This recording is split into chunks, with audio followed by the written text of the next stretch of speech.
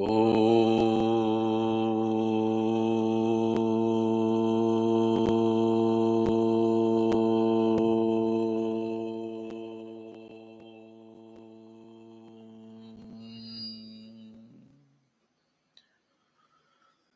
श्री परमात्मने नमः। श्री गणेशाय नमः। श्री सरस्वत्यै नमः। श्री गुरुभ्यो नमः। ओम नमो भगवते वासुदेवाय। ओम पार्थाय प्रतिबोधितां भगवता नारायणेन स्वयं व्यासेन ग्रथितां पुराणमुनिना मध्ये महाभारतम् अद्वैतामृतवर्षिणीं भगवतीम् अष्टादशाध्यायिनीं मम्बत्वा मनुसन्दधामि भगवद् गीते भवद्वेषिणीम्। नमोऽस्तु ते व्यासविशालबुद्धे पुल्लारविन्दायतपत्रनेत्र येन त्वया भारततैलपूर्णः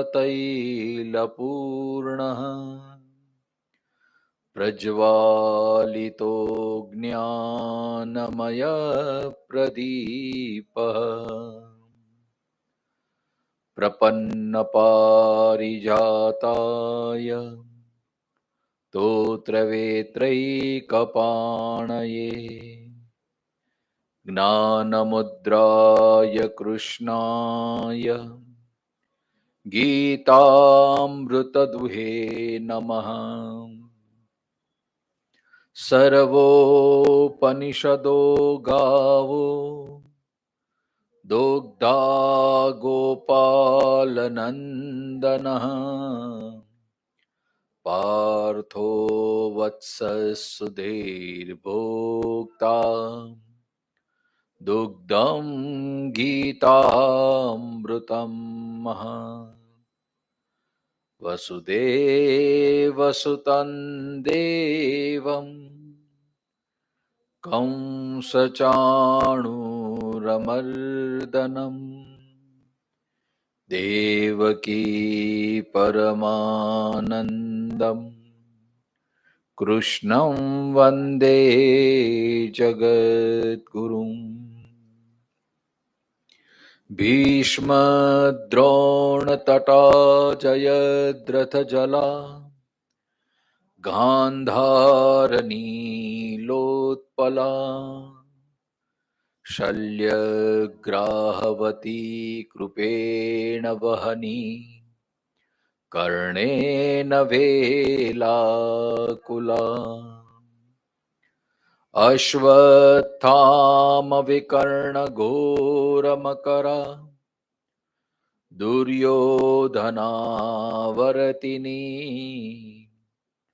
सोत्तीर्णा खलु पाण्डवैरणनदी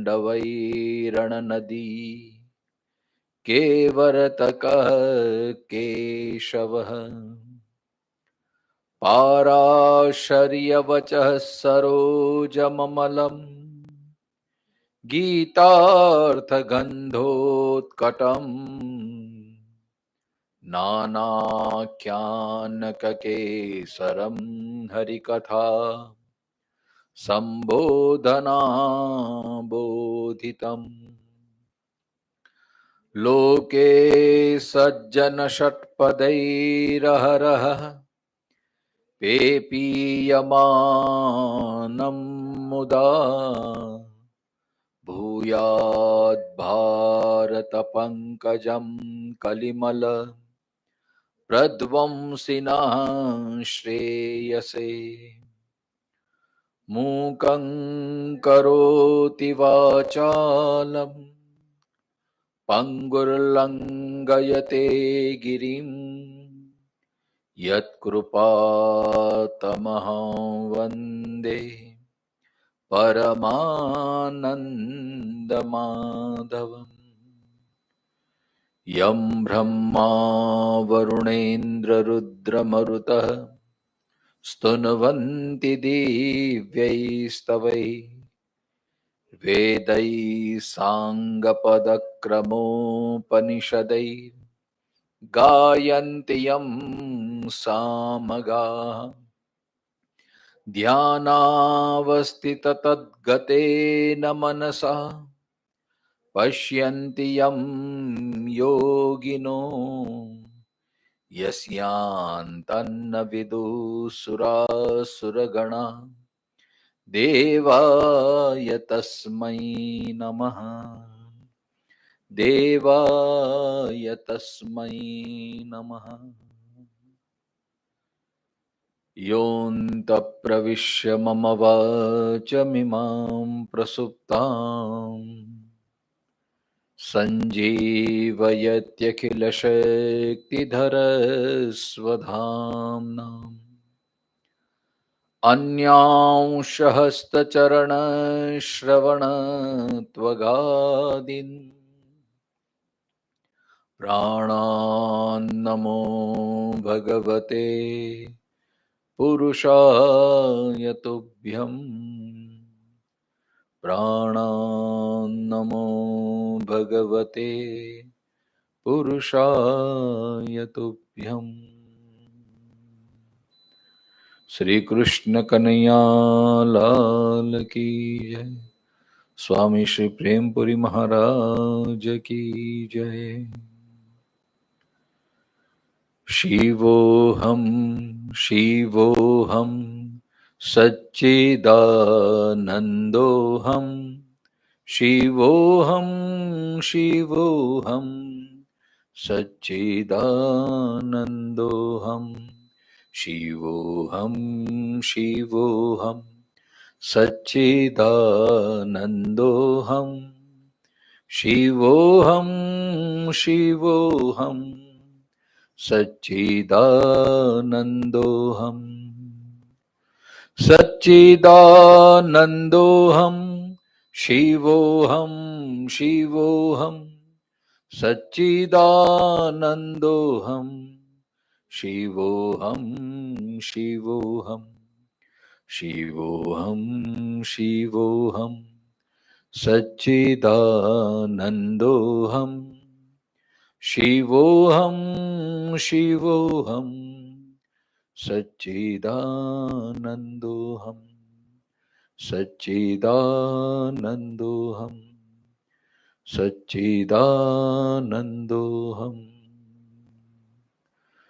सुरासुरा सेवित पाद पंकजा करे विराजत कमनीय पुस्तिका विदेश पत्नी कमलासन प्रिया सरस्वती नृत्य तुवाच मे सदा। ओ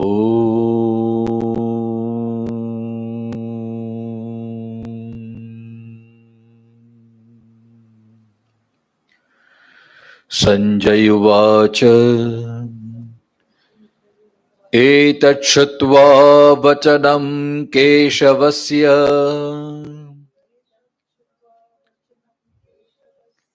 कृताञ्जलिर्वेपमानः किरीटी नमस्कृत्वा भूय एवाह कृष्णम् स गद्गदं भीतभीतः प्रणम्य।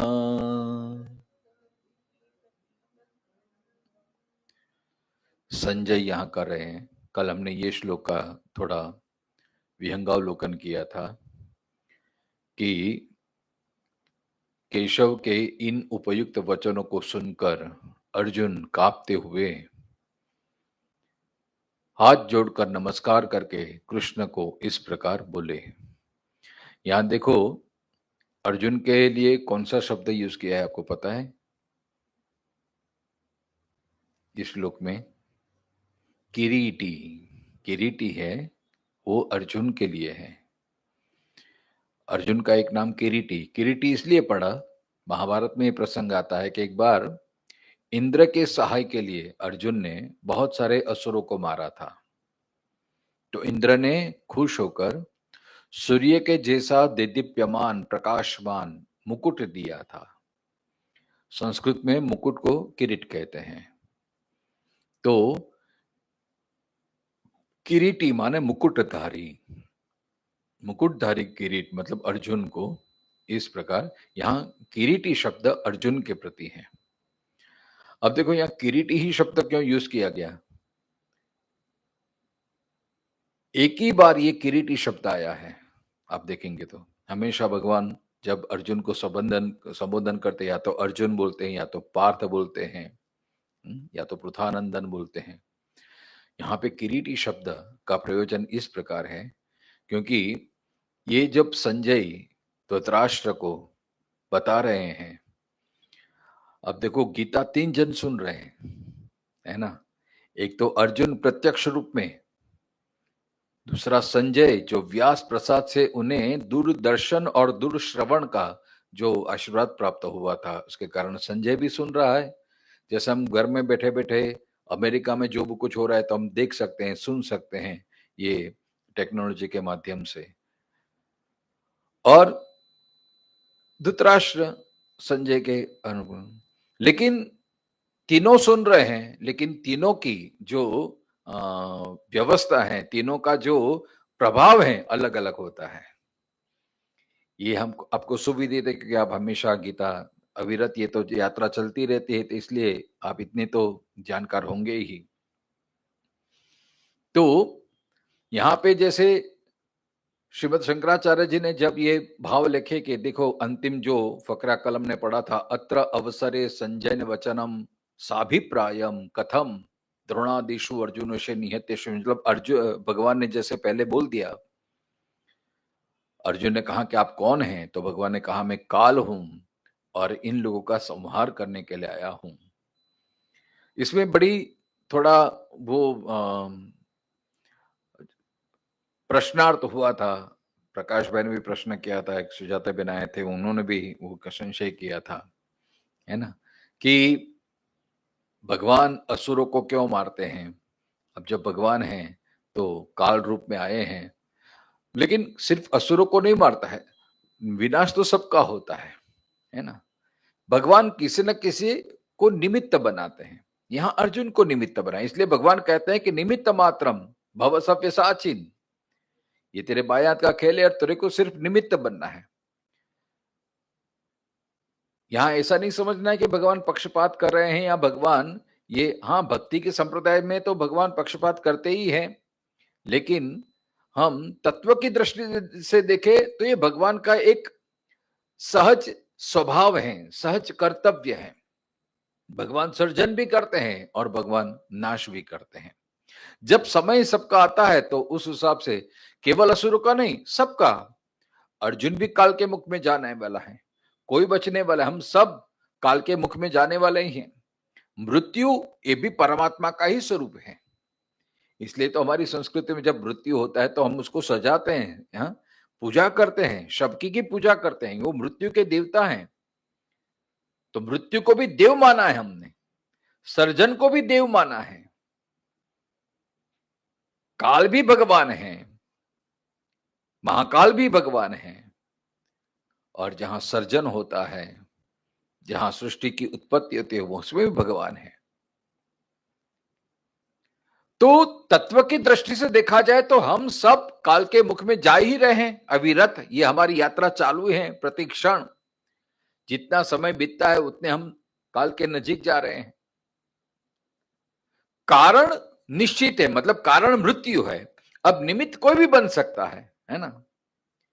फिर वो हमारा रोग भी बन सकता है निमित्त, या कोई वाहन भी बन सकता है, कोई शस्त्र भी बन सकता है, कोई डॉक्टर भी बन सकता है, कुछ ना कुछ निमित्त बनता है। तो भगवान यही बताना चाहते हैं कि सृष्टि में सब वैसे ही चलता है जैसे मैं चलाता हूं। इसलिए भगवान गीता में यही शब्द है, मैं अध्यक्षेण प्रकृति, मेरी अध्यक्षता में सब बराबर चल रहा है ना।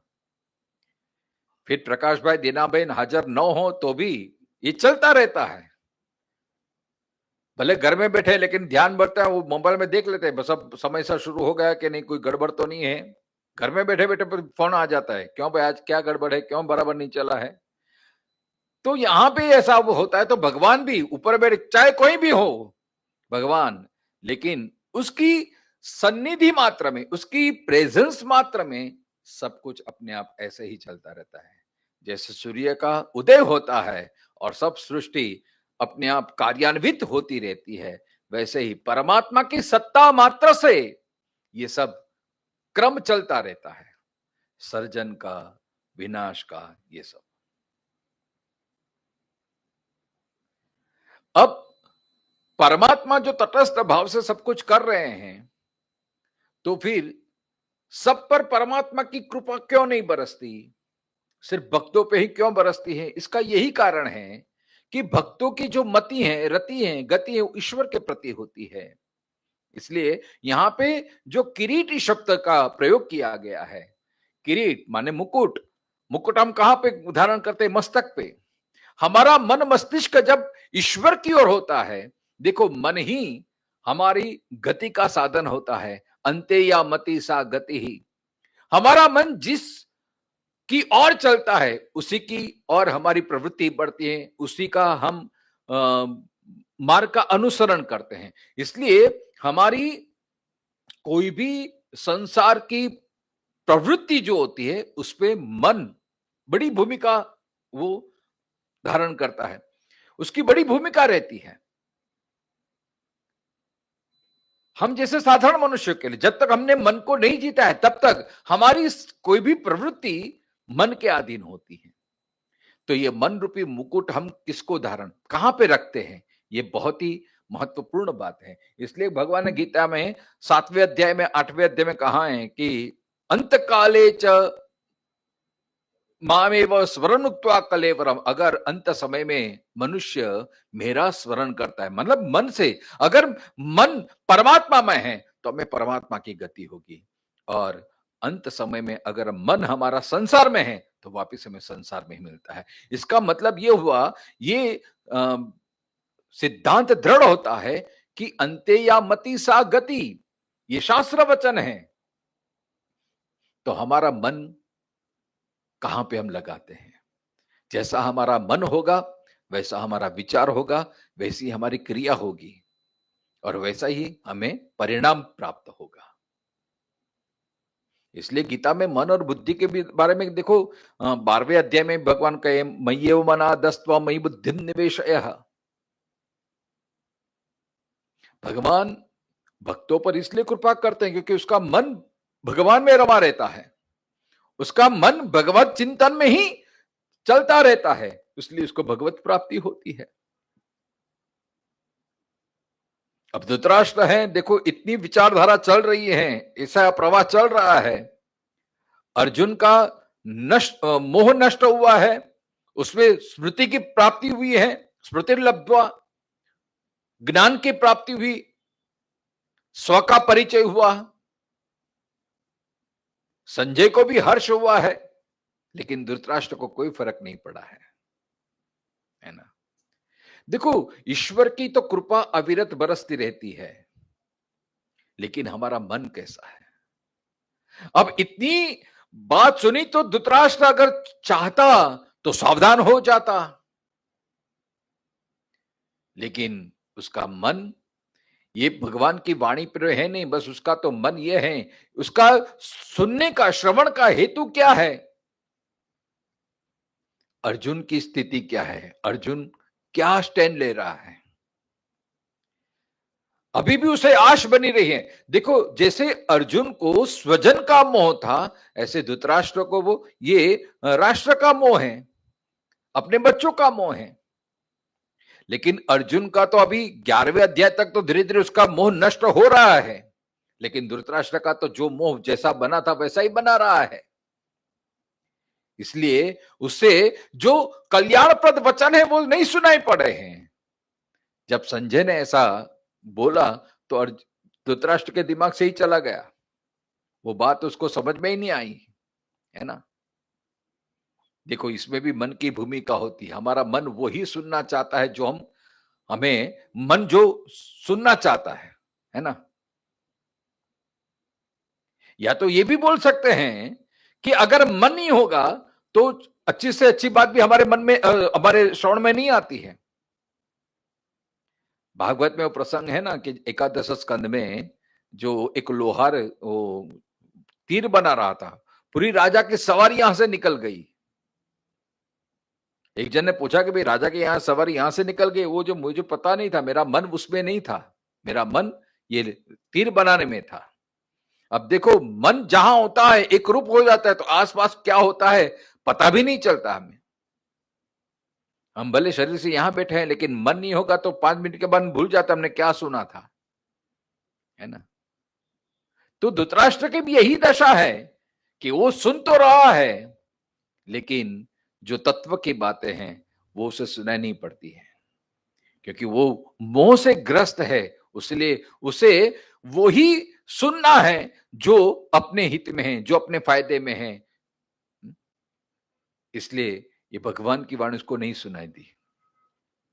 इसलिए शंकराचार्य जी कहते हैं कि ये जो भविष्य में होने वाली जो घटना है, नहीं तो वो निराश हो जाता, हताश हो जाता फिर। इसलिए हमें ये बात चलते पता कि भगवान ने ये भी कृपा कर दी है कि भगवान हमें भविष्य को जानने से दूर रखा है ना। अगर हमें भी भविष्य की पता चल जाती तो फिर हम कोई काम ही नहीं करते। फिर अगर भविष्य हमारा पता है कि हम दुखदाई है तो फिर हम वर्तमान भी दुख हो जाएगा, रे मुझे ऐसा दुख होने वाला है, मुझे ऐसा दुख होने वाला है,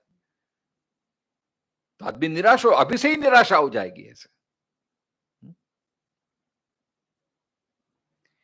एक आदमी था, उस बोलता है कि बस स्त्री के प्रति इतनी आसक्ति थी, तेरे बिना मैं जिंदा ही नहीं रह, तेरे बिना जिंदा ही नहीं रहने वाला हूं।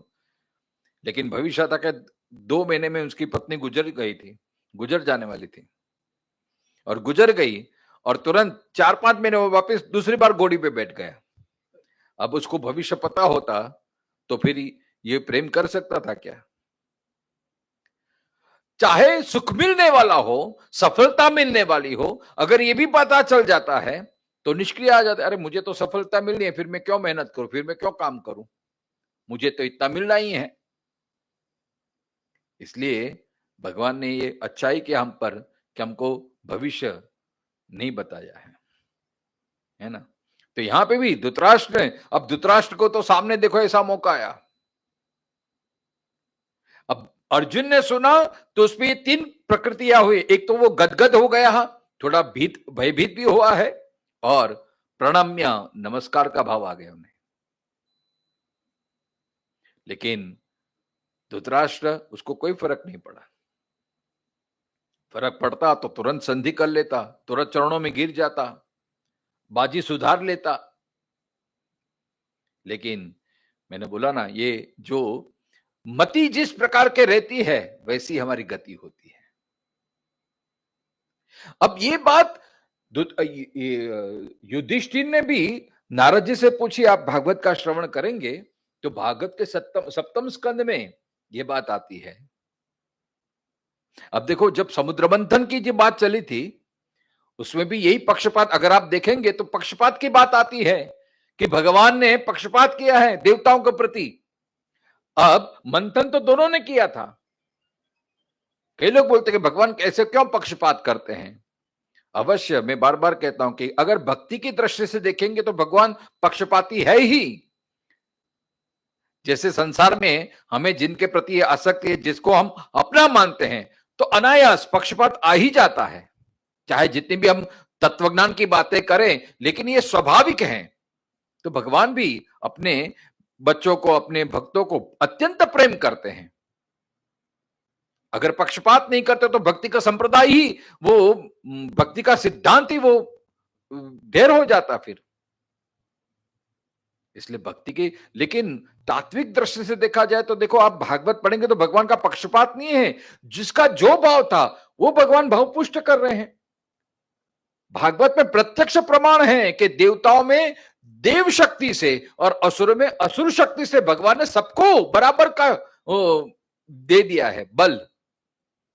समुद्र मंथन की जो कथा है उसमें भी भगवान ने सबको निमित्त ही बनाए, देवताओं को भी निमित्त बनाए, असुरों को भी निमित्त बनाए है। बाकी सब समुद्र मंथन तो भगवान ने खुद ने किया है, अजित अवतार धारण करके। देवताओं का सामर्थ्य नहीं था, असुरों का सामर्थ्य नहीं था समुद्र मंथन के लिए। उन्होंने प्रयत्न किया लेकिन असफल रहे। मंदराचल को उठाने गए तो सब उसमें कुचल गए थे, मर गए थे। भगवान ने अपनी संजीवनी से उनको जीवित किया है। अब जब समुद्र मंथन करने लगे तो वो वासुकी नाग का वो दोड़ू बनाए उसे, नेत्र बनाए और समुद्र मंथन। लेकिन उनका न देवताओं में इतना सामर्थ्य था न असुरों में इतना सामर्थ्य था। तो भागवत में आता है कि देवताओं में देव रूप से और असुर में असुर रूप से भगवान ने शक्ति का संचार किया है। तो आपका जो भाव होगा, मैंने कहीं बोला इलेक्ट्रिसिटी एक ही होता है, लेकिन जब वो एसी में आता है तो ठंडी के रूप में आता है और हीटर में आता है तो गर्मी के रूप में आता है। तो देखो, आप शक्ति को, आप ऊर्जा को किस रूप में आप उस वो करना चाहते हैं। धरती वो ही है, प्रकाश वो ही है, वातावरण वो ही है, लेकिन जैसा बीज होता है वैसा फलित होता है। आप आम का बीज बोएंगे तो आपको मिठास मिलेगी, आप मिर्ची का बीज बोलेंगे तो आपको तिखाश मिलेगी, आप नीम का बीज बोएंगे तो आपको कड़वाश मिलेगी। देखो, एक ही धरती है, एक ही खाते हैं, एक ही वातावरण है, लेकिन बीज का जो स्वभाव है उस तरह से वो फलित होता है। वैसे ही परमात्मा तो सबके अविरत कृपा बरसाते हैं, लेकिन हमारा गुण कौन सा है, हमारा स्वभाव। क्योंकि परमात्मा ने हमें स्वतंत्रता दी है। तो असुर में असुर रूप से वो शक्ति का संचार करते रहते हैं। इसलिए अब असुर हैं तो उसको इस तरह से भगवान काल रूप में आते हैं उसके सामने। और जब कोई देवी संपदा वाला होता है, जो भक्त होता है, तो भगवान उसके भक्त वत्सल बन के आते हैं। भक्तों के लिए, सात्विक जीवों के लिए भगवान रक्षक बनते हैं और असुर जीवों के लिए भगवान भक्षक बनते हैं। तो रक्षक भी भगवान है, भक्षक भी भगवान है। और यहां एकादश स्कंद में ये भक्ति का ही भाव है कि जो भगवान के शरण में आते हैं, भगवान भले क्रोधाए, इसलिए तो हमारे जितने भी भगवान हैं, एक हाथ में शस्त्र भी है और एक हाथ अभय मुद्रा भी है। कोई भी आप देवता को ले लीजिए, चतुर्भुज होते हैं तो शस्त्र भी है और अभय मुद्रा भी है। शस्त्र है वो दुष्टों का संहार करने के लिए है और अभय मुद्रा है वो भक्तों के लिए है। अरे भाई, तू घबर नहीं तो मेरा है। तो महाकाल रूप दिखाया है जो वो है, वो तो असुरों के लिए है, आसुर वृत्ति के लिए है। भगवान का जब प्रागट्य होता है तो एक साथ दो घटना घटती है। कौन सी दो घटना? परित्राणाय साधूनाम विनाशाय च दुष्कृताम। अब आपका जैसा भाव होगा, नृषि का जब प्रागट्य हुआ तो प्रहलाद को बड़ी शांति हुई, प्रहलाद को हर्ष हुआ है और हिरण्यकशिपु को भय हुआ है। और हर्ष और भय दोनों एक साथ उत्पन्न हुए। क्यों? क्योंकि भगवान तो भगवान ही है, लेकिन जो भक्त है उसको हर्ष होता है और जो अभक्त है उसको शोक होता है। भगवान कृष्ण का जब प्रागट्य हुआ गोकुल में, तो जो भगवान के सन्मुख जीव थे उनको आनंद हुआ है। नंद गेर आनंद भयो जय कन्हैया लाल की। और जो भगवान से विमुख थे उनको भय हुआ है, कंस को भय हुआ है। तो आनंद और भय दोनों एक साथ।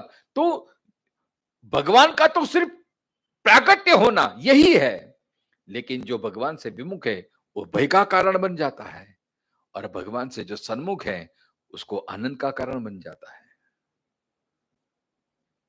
इसलिए जब भगवान प्रकट होते हैं तो रक्षक और भक्षक दोनों एक साथ होता है। परित्राणाय साधु नाम और विनाशाय च दुष्कृताम, ये क्रिया साथ में होती है। इसलिए अर्जुन गदगद भी हुआ है। गदगद इसलिए हुआ है क्योंकि थोड़ा उन्हें कि भगवान मेरी रक्षा कर रहे हैं, भगवान मेरे लिए इतना कष्ट उठा रहे हैं, भगवान को मेरे लिए इतना महाकाल बनना पड़ा है, भगवान मेरे लिए जो अशक्य मेरे लिए काम है उसको इतना सरल बना रहे हैं, इसलिए वो गदगद हो गया है। भयभीत भी इसलिए हुआ है, भीत भीत क्योंकि उसने इतना विनाश देखा है।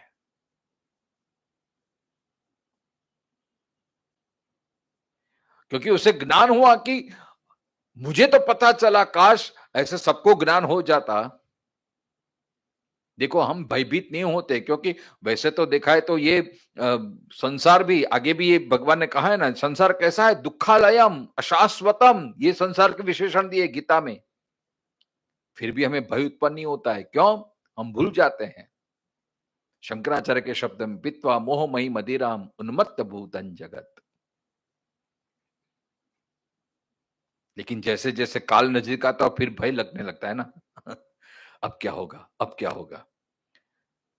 बच्चा है पूरे साल ऐसे ही गंवा देता है, लेकिन जब एग्जाम नजदीक आते फिर भय लगता है कि नहीं।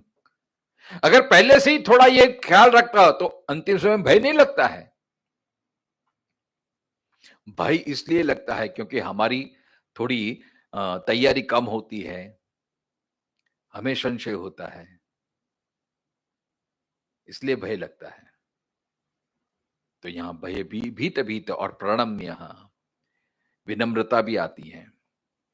तो इस प्रकार ये 35वां श्लोक में हमने कल एक चर्चा की थी। तो ये भगवान की कृपा ही है कि ये तो अर्जुन को ही दिखाया, लेकिन हमें सिर्फ वर्तमान में रखे हैं, ये भगवान की अनहद कृपा है।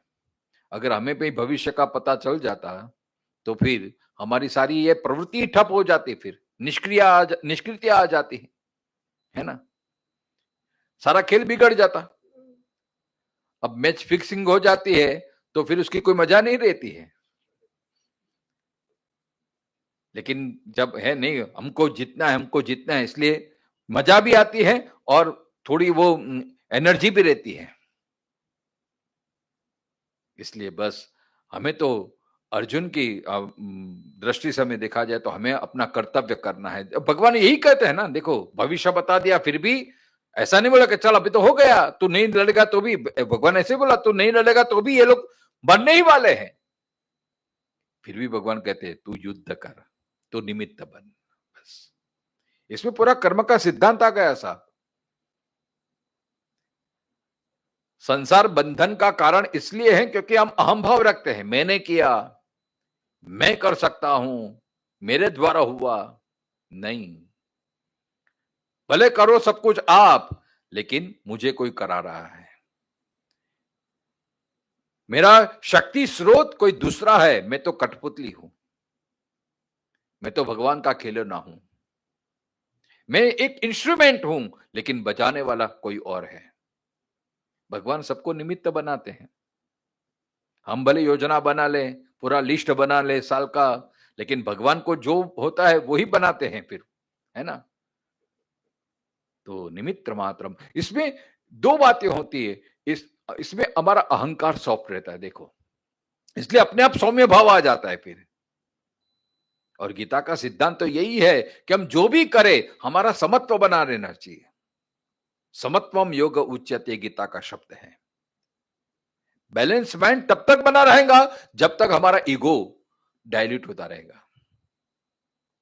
इसलिए सफलता मिली तो भी ईश्वर की कृपा, निष्फलता मिली तो भी जैसी ईश्वर की इच्छा, क्योंकि मैं तो निमित्त मात्र हूं, बाजी सब ईश्वर के हाथ में है।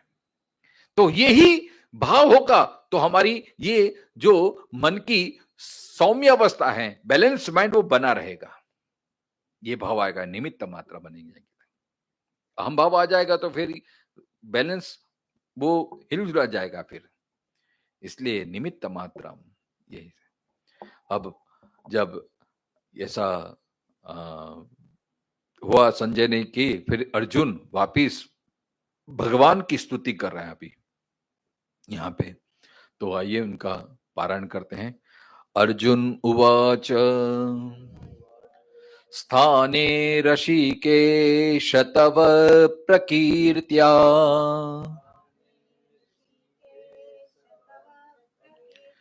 स्थाने ऋषिकेश तव प्रकीर्त्या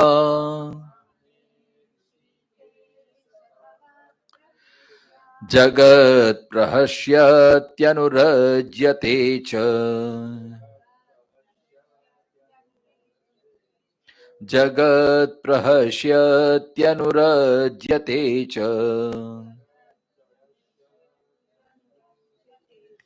रक्षांसि भीतानि दिशो द्रवन्ति रक्षांसि भीतानि दिशो द्रवन्ति सर्वे नमस्यन्ति च सिद्धसङ्गः सर्वे नमस्यन्ति च सिद्धसङ्गः।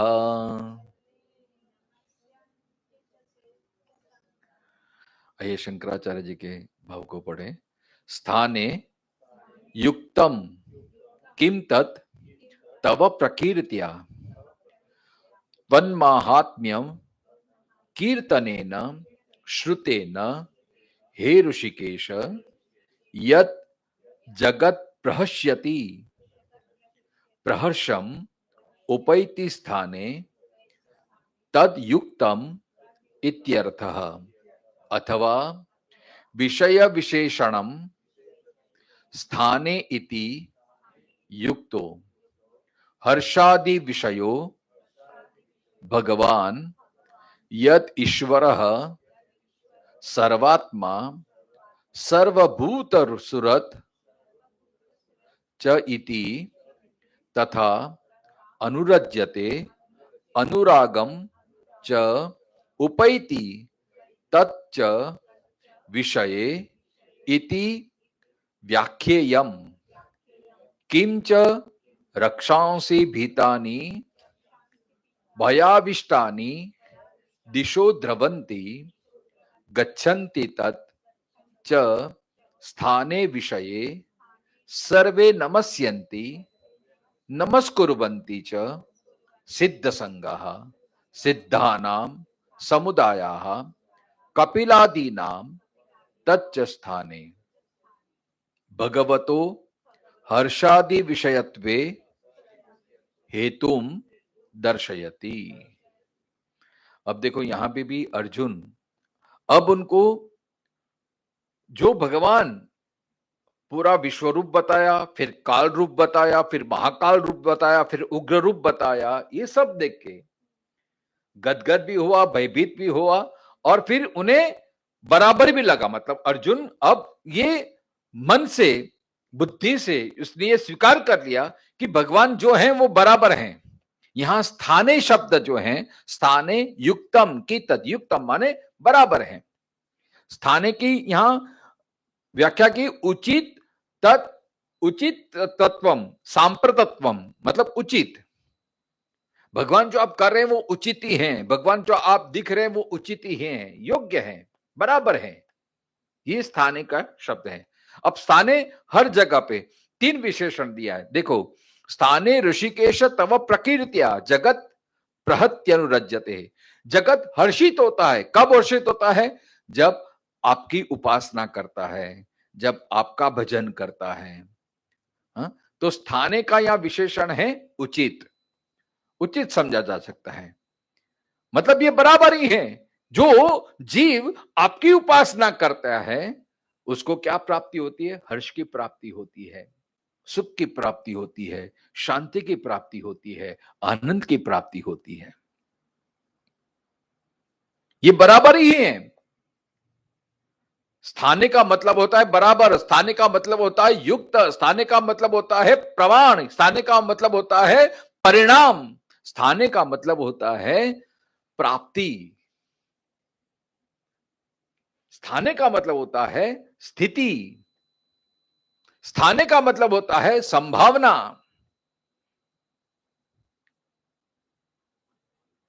स्थाने का मतलब होता है अनुभव। ये सब आप स्थाने शब्द का प्रयोग कर सकते हैं। मतलब यहां अर्जुन कहते हैं कि यह उचित ही है, बराबर ही है। क्या उचित है कि हे ऋषिकेश, आपकी कीर्ति से अर्थात आपकी महिमा का कीर्तन और श्रवण करने से जो जगत हर्षित हो रहा है सो उचित ही है।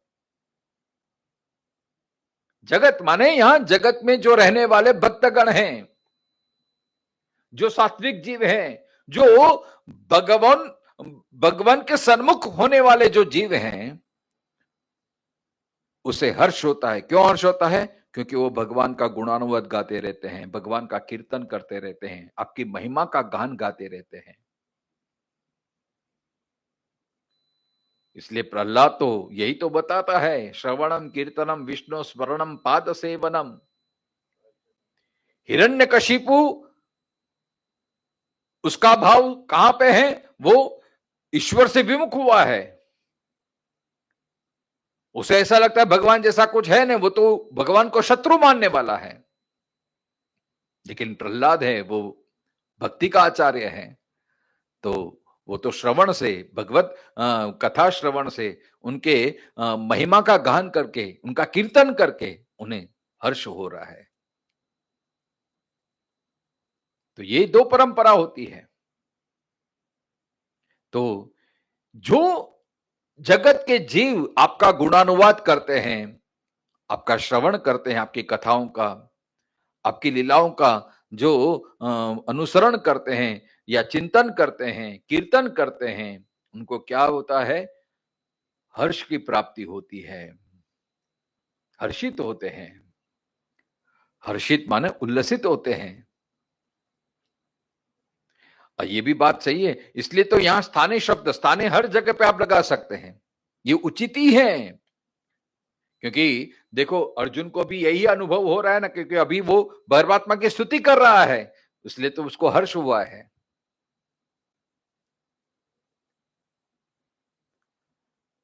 हमें हर्ष नहीं मिलता क्योंकि हमारा हर्ष, हमारा सुख हम संसार में ढूंढने का प्रयत्न करते हैं। लेकिन भक्त को पता चल जाएगा कि संसार तो असार है, सार बिना सार का है, वो तो सब छिप के बराबर है, मतलब भ्रमित है। हमें आभास करता है कि इसमें सुख मिलेगा, लेकिन वास्तव में वो मिलने के बाद तो दुख ही ज्यादा मिलता है, सुख नहीं मिलता है। इसलिए वो उसको अनुभव हो गया, इसलिए उसकी वो संसार के प्रति दृष्टि नहीं, वो भगवान के चरणों में अपनी सुख को प्राप्त करते हैं और वास्तव में उनको सुख मिलता है। इसलिए जो भगवान का भजन करते हैं उससे सच्चा सुख मिलता है, सच्चा हर्ष मिलता है। हर्ष माने उल्लास, आनंद, प्रसन्नता। इसलिए तो अर्जुन कहते हैं कि स्थान ये बराबर है, उचित ही है। मतलब अर्जुन प्रमाणित कर रहे हैं कि ये सत्य बात है कि सच्चा सुख, सच्ची शांति, सच्चा आनंद केवल परमात्मा की साधना में है, परमात्मा के गुणानुवाद में है। फिर अथवा स्थाने यह शब्द विषय का विशेषण भी समझा जा सकता है। भगवान हर्ष आदि के विषय हैं, मतलब हर्ष का विषय कौन है? परमात्मा है। हर्ष माने आनंद, सुख, जो भी आप गनो, वो उसका कारण संसार नहीं है। संसार तो दुखालय में अशाश्वतम है। सुख होगा लेकिन क्षणिक होगा, दुख ज्यादा होगा।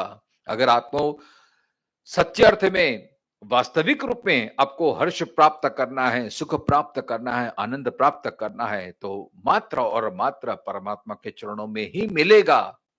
अन्यथा वो आप भ्रमित होते रहेंगे, आपको बार बार संसार में आना पड़ेगा। लेकिन सच्चा सुख, सच्ची शांति मात्र और मात्र परमात्मा के चरणों में ही है। क्योंकि यह मानना भी ठीक है, क्योंकि ईश्वर सबका आत्मा और सब भूतों का सूरज है। सबका आत्मा माने देखो, शांति, प्रसन्नता, सुख, ये तो हमारा निजी स्वभाव ही है। जैसे परमात्मा सच्चित आनंद स्वरूप है, तो परमात्मा के हम अगर अंश हैं, तो हमारा में भी वो आनंदांश, वो सुखांश हमारे अंदर ही है। लेकिन हमारी स्थिति वो कुत्ते जैसी है। वो हड्डी आ गई, चबाने लगा, हड्डी में कोई रस नहीं है, इतना चबाता है कि अपने ही दांतों के दाढ़ों से उसके जो खून निकलने लगता है, वो उसका ही रस लेते रहता है। कुत्ते को ये भ्रम हो जाता है कि ये हड्डी में बड़ा स्वाद है। वास्तव में वो रस की धारा तो अपने भीतर ही है। वैसे ही संसार के सुखों को हम उसमें आरोपित करते हैं, सुख का आरोप करते हैं। वास्तव में सुख नहीं है। जो सुख हमारे अंदर ही था, वो ही हम आरोपित करते हैं विषय में।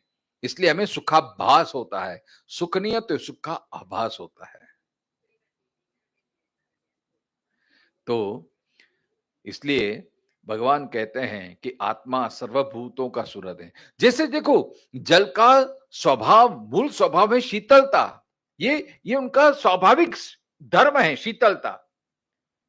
लेकिन संग के कारण वो उष्णता धारण करता है। जब अग्नि का संग होता है तो उष्ण हो जाता है ना। इसलिए वो अपना निज स्वभाव खो बैठता है। लेकिन कब तक? जब तक अग्नि का संग है तब तक। जैसे ही अग्नि का संग दूर हो गया, वापिस वो अपने मूल स्वभाव में आ जाता है। वैसे ही हम परमात्मा के अंश हैं, तो सुख है, शांति है, प्रसन्नता है, आनंद है, ये सब हमारा निजी स्वभाव है। लेकिन संग दोष के कारण, विषयों के संग के कारण, संसार के संग के कारण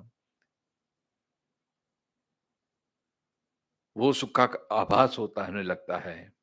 और हम अपने आप को अलग अलग रूप में, मैं ज्ञानी, मैं मूर्ख, मैं सुखी, मैं दुखी, मैं फलाना, मैं ढिकना, ये सब हम आरोपित करते रहते हैं। वास्तव में देखा जाए तो हम ये जो प्रसन्न, हर्ष, जो परमात्मा के गुण हैं, वो ही हमारे में विद्यमान होते हैं। अब देखो, संसार जितना अब विषयों को, जितना संसार को आप दूर करेंगे, उतनी आपकी प्रसन्नता बढ़ेगी, उतनी आपकी शांति बढ़ेगी। व्यवहार में भी आप जब बहुत प्रवृत्ति हो जाता है, थक जाता है, फिर आप क्या करते हैं?